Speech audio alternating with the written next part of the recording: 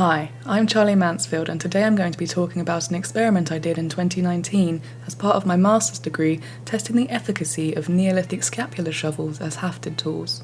As a field archaeologist in Britain, re-excavating cut features brought to question ancient excavation methods. Much prior study regarding British Neolithic excavation and mining tools has been focused on the antler pick. The direct modern equivalent to the antler pick is the modern steel pick, but what is the ancient equivalent to the modern shovel? As far back as 1880 in Britain, the recognition of a tool type most commonly referred to as a scapular shovel is evidenced by observations and replications made by the likes of General Pitt Rivers, Ernest Willett, as well as father and son duo Kirwan and Kirwan. With the work of these scholars establishing use wear on bovine scapulae artefacts correlating with functionality as digging implements, as well as a linguistic analysis of the word scapula itself, all signs seem to bolster this artefact as a shovel. Preceding these insights, numerous experiments have been carried out over the last century by a variety of archaeologists, each testing the scapular shovel as an unhafted tool, with much debate to the success rate. Most of the experiments utilised unaltered scapulae and did not necessarily use bovine scapulae, but did create a dataset that could be used for direct comparison in future experiments.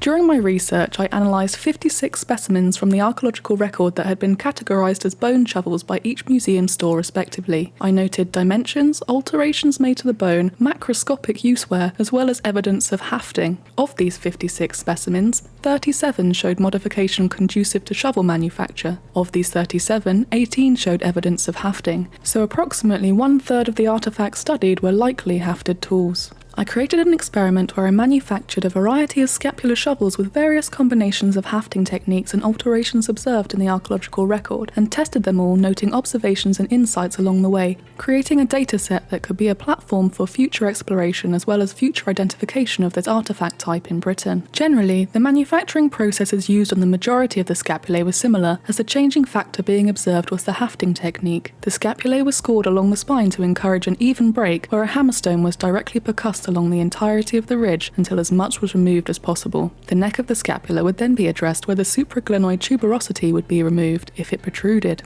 Next was the glenoid cavity, where a platform needed to be created in order for the haft to rest and find purchase. The side of the glenoid cavity to be reduced was decided individually for each scapula that was processed, as it depended on the concavity of the bone itself, deciding which side would be more ideal for the natural shovel shape that this bone type lends itself to. The glenoid cavity was reduced by abrading the bone on a sandstone tabulate with additional sand added to the surface for extra abrasion. Once the flat platform had been created, the haft was next to be assembled, simply cutting or chipping out a stepped platform in the end of a straight wooden rod. I chose hazel. By placing the two created platforms together, the shovel is manifesting. The two platforms will grip together and allow for applied force to be transferred down the haft to the shovel blade. In order to keep these platforms in contact, the two pieces are bound together with a lashing. Rawhide laces or plant cordage were used. 12 shovels were created, with one scapula unhafted as a control measure and the rest with hafts of different lengths combined with a variety of lashing combinations. All were tested on chalk geology, as most of the archaeological examples were recovered from chalk sites. The shovels were tested by demonstrating a number of motions such as scooping and scraping, and a set measure of pre-loosened chalk rubble was displaced into a bucket. The success of each shovel was determined by ease of use as noted by the tester, as well as the amount of time taken to displace the rubble as noted by a stop clock. The shovels with longer hafts were comfortable to use in a standing position, as well as the factor of familiarity with the modern shovel. However, the lashings did not take the strain well and loosened far quicker than the shovels with a shorter haft.